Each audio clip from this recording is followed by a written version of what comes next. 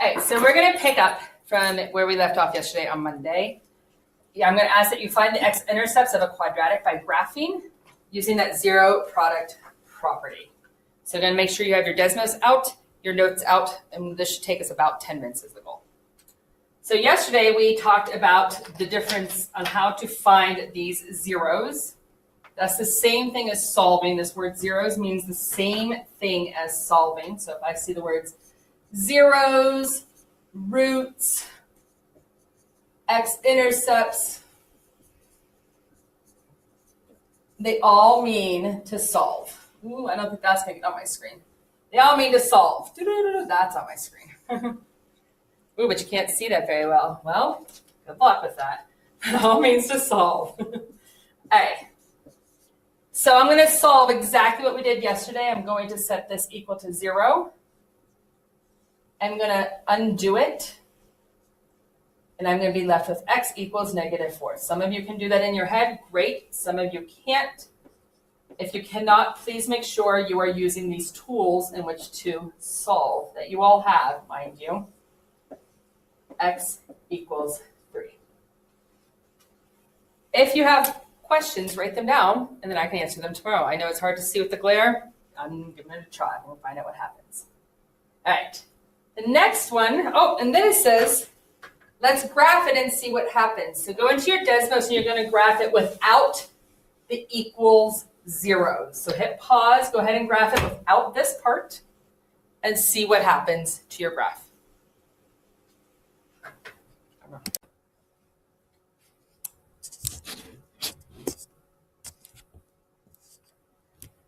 All right.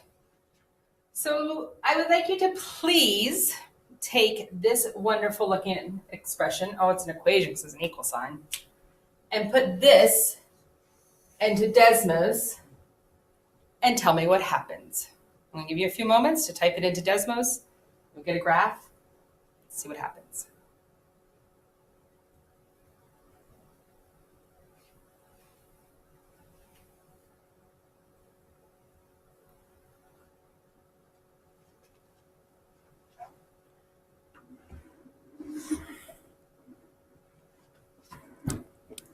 Right, by now, you should have been able to get this into Desmos.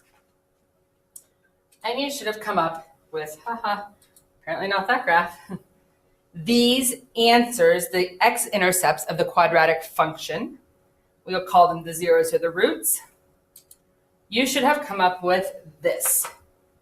Notice that this 2 had no influence on this because this -7 is the opposite of this 7. -5 is the opposite of +5. So that 2 had nothing to do with this. So that means we're going to use some math, and we're going to make sure that I graphed it right, that I did everything I needed to. I'm going to set this equal to 0. I have x equals -7. Hey, that's what this is, -7. This one I'm going to set equal to 0 as well. And subtract 5 from both sides. X equals -5. Hey, look at that, -5. So remember that we are looking for these to equal 0. This to equal 0. Hey, look, this equals 0. This equals 0. So keep that in mind. Press pause if you need to in order to take some notes.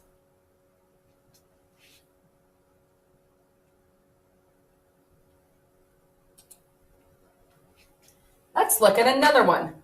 Please put this into Desmos.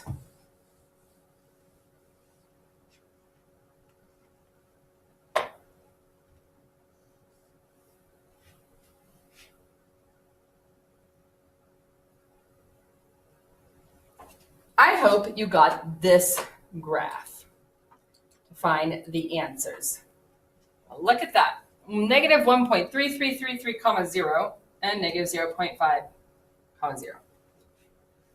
I'm going to make sure that these answers are correct and that I put it into Desmos correctly. I'm going to start here only because it's shorter than the other one. So this says -0.5 in case you didn't put it into Desmos. And it's telling me that x equals this. So let me put this in for here this in for here, and I'm going to solve. X equals negative 0.5. So I'm going to say 2x plus 1 and 3x plus 4 equals 0. Instead of this x and there being multiplied, put in negative 0.5. Sorry, it's not very big. I didn't give myself any space. Here, I'm multiplying by negative 0.5 also. 2 times negative 0.5 is negative 1 plus 1 equals 0. 3 times negative 0.5, because this is order operations, negative 1.5 plus 4 yields me 2.5. And remember, when they look like this, it's called multiplying. 0 times anything is 0. So check. This is a good solution. This answer, because this equals 0, this answer right here is a good solution. I would take negative 0.5. I'm going to leave it up there because it could also be you could write it in fraction form, and I'll show you that in a second. I'm going to take this one here and substitute that in and see what happens. So notice that this negative 1.333333, it does not matter if you, am I still on my screen? Yes, okay. It does not matter if I choose 1 3, 5 3s, 2 3s, that is 110% irrelevant. I'm just going to put this in there and see what happens. I'm going to do all of those 3s that I was given. So I'm hopeful that x will equal negative 1.333, because that's what this says. I'll multiply by negative 1.33. Negative 133 point. Oh, I need 3 of them. 2 times 1, negative 2.666 plus 1. That's going to be negative 1.666. So let's hope this equals 0. That's the goal, because this one equaled 0 last time. Not this one equals 0. I'm going to get negative 3.999 plus 4. Well, if I put this into Desmos, ooh, that was sloppy, sorry, because I wasn't looking. I'm going to come out with 0.001. That's not 0. If this doesn't equal 0 or this doesn't equal 0, that answer, not going to work. So I can't use that. I have to solve. I have to set each term, each polynomial equal to 0. Ready? That's what I'm going to do. So this black one, he did not work. So I'm going to do this one in purple and this one in black. I'm going to do 2x plus 1. I'm going to set it equal to 0, and I'm going to solve. 2x equals negative 1. Divide by 2, divide by 2. X equals negative 1/2. So that's this here. This could be or negative 1/2. I would prefer the fraction. I see it better. I know that you know what you're talking about. But if you have a terminating decimal, that means it stops. It does not repeat. You can use it. That's okay. If the decimal goes on and on and on and on, you cannot use it. You can't, because it's not accurate. So please keep that in mind.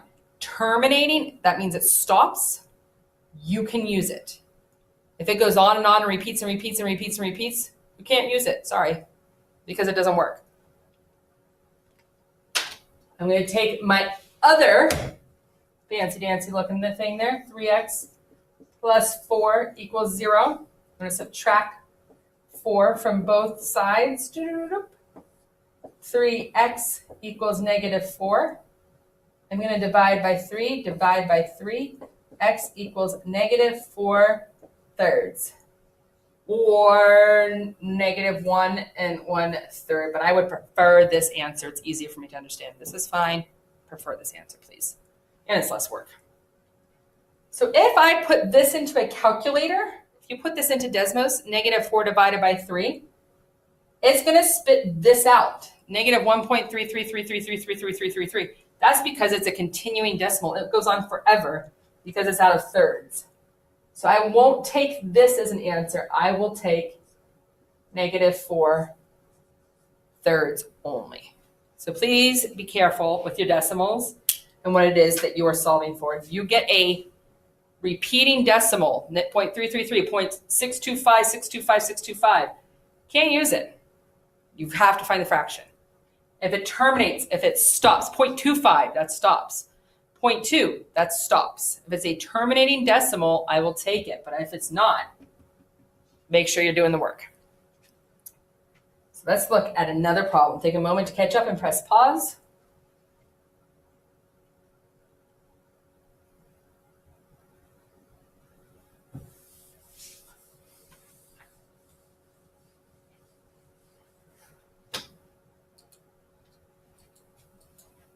I don't know. Oh, I'm moving forward. All right, so here we are back to those directions. Step 1, set it equal to 0. Well, does that equal 0? I don't think so. It equals 2, so I got to make it equal 0. So in order to make it equal 0, it needs to equal 0. What do you think I should do?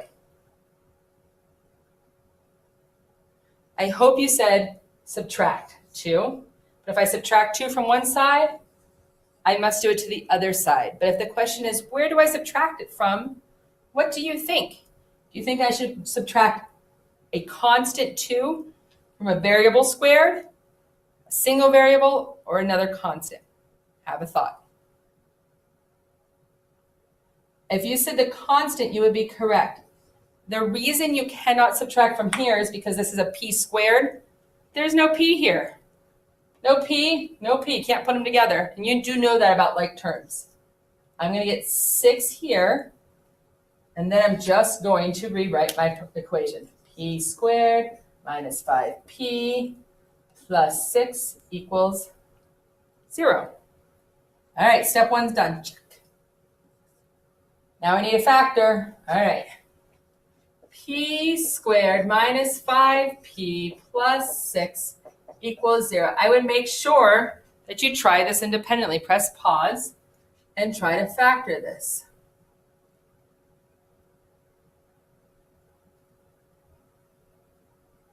You are going to find that a times c is 6. Factors of 6 are 1 and 6. So I'm going to write them down. Granted, this makes 5. 1 and 6 make 5, right, if I subtract them. This also makes 5 if I add them.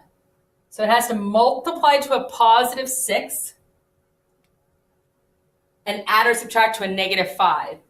These, no matter how I do it, cannot make that. So if I said 6 minus 1, yes, I get 5. I need negative 5.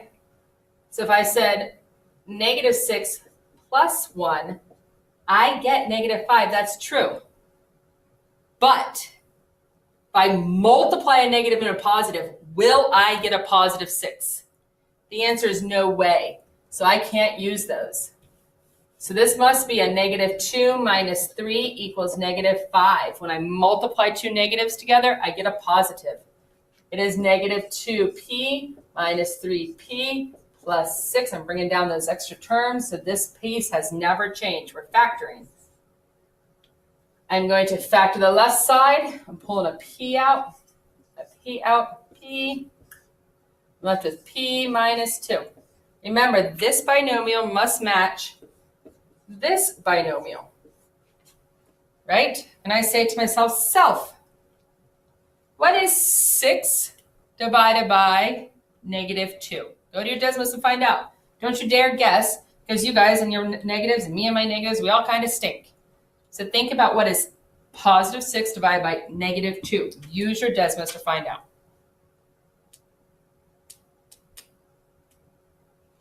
I hope you got negative 3. So be careful about your negative signs. So remember, these come together, p minus 3.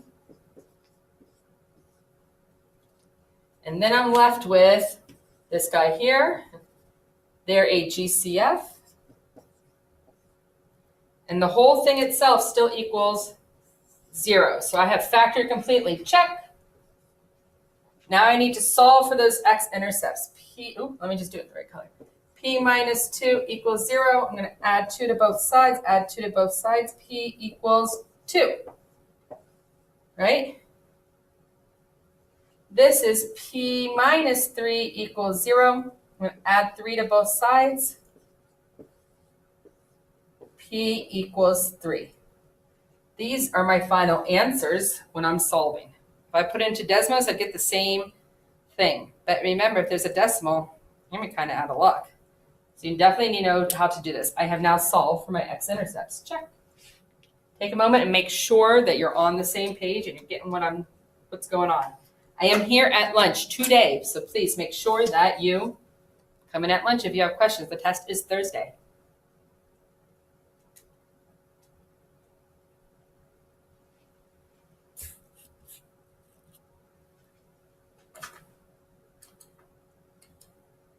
So if I graphed that, this is what I ended up with. Let me erase this so we can all see it. I'm not going to have you get into Desmos and do it because I put it up here. So if I graph this, notice it's at 2 and 3. Hey, 2 and 3. I know it's a little sloppy, but that's a 2. These are awesome skills. And 3. So I factored it appropriately. Yay, me. Super excited, obviously. All right, does this equal 0? Have a thought. It sure doesn't equal 0, it equals 4. So I have to undo that 4. How do I undo this positive 4? Well, I have to subtract it from both sides. Is there a variable here? Nope, those don't match. How about this one? Nope, those don't match. How about this? Oh yeah, they sure do. Make sure you use Desmos for those ugly negatives. I'm going to tell you that it's negative 20. Then I rewrite my equation. And there I am. Now I have step 1 all done. Now I'm going to factor. I'm going to rewrite it over here just because I'm out of space, but you do not have to rewrite it. I need all the factors of 20 that add, 1 times 20 that add to 1. And I know that 20 has 1, 20, 2, 10, 4, and 5. And these are the only ones that add or subtract to 1. I have to get to positive 1, so it's going to be 5x minus 4x. I bring down the rest of my stuff, and that 5x is positive. I'm going to factor the left side. Taking out the x because they both share 1. X plus 5. I'm going to factor the right side. Oh, I don't know what to take out. Oh, I hate that part. So I'm going to write the binomial because they have to match. And I say to myself, negative 20 divided by 5. I put it into Desmos. Negative 20 divided by 5 will pump out negative 4. Now I can write my binomials. I'm going to do this one, x minus 4. And then I'm going to do this one, x plus 5. All equals 0. Because remember, I'm still solving. So I'm going to say x minus 4 equals 0. I'm going to add 4 to both sides. X equals 4. Yay! X plus 5 equals 0. I'm going to subtract 5 from both sides. X equals negative 5. Man alive. I hope that's right. Let's see. I think I got a Desmos picture of it. Let's find out. Please take a moment to write anything down that you may need.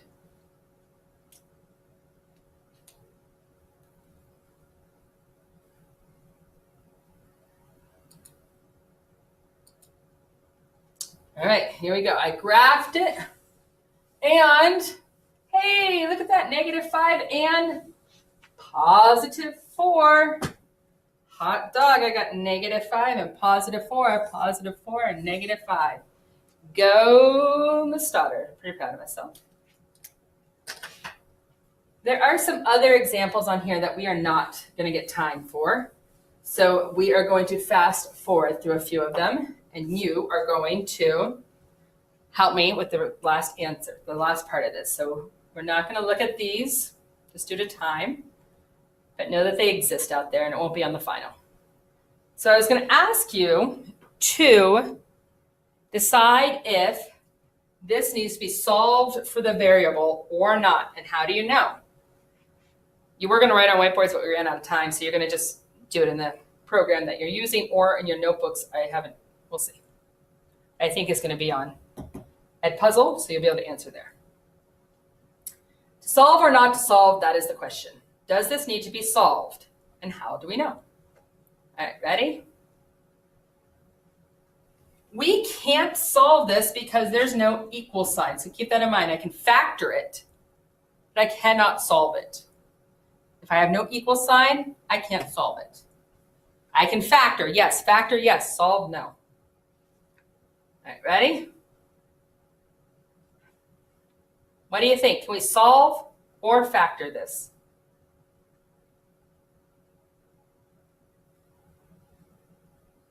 If you said factor only, you'd be correct because there's no equal sign. I can only factor it. No equal sign, I can only factor. Let's look at the next one. What do you think about this one? Solve or factor? I hope you said solve because look, there's an equal sign. So now I need to know n equals something. It's going to have a value to it. What do you think about this? Solve or factor? I'm not asking how to do it. I'm just asking what do you think I should do? Solve it or factor it?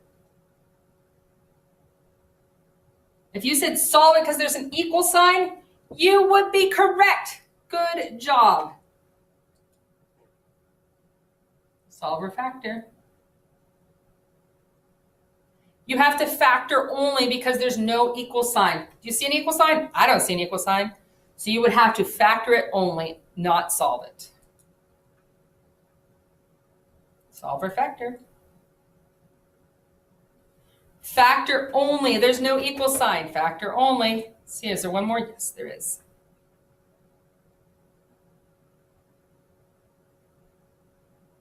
If you said factor, you would be incorrect.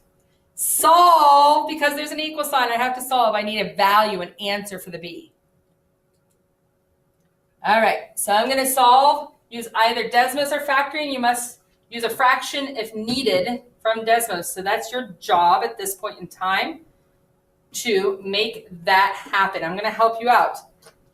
And you'll write the answers into Edpuzzle. What will these all solve? You need an answer. X equals something. Who knows what it is? X equals something. Who knows what it is? I have an A equals 1 term here. This is B equals -9. What does C equal? If you said 0, you would be correct.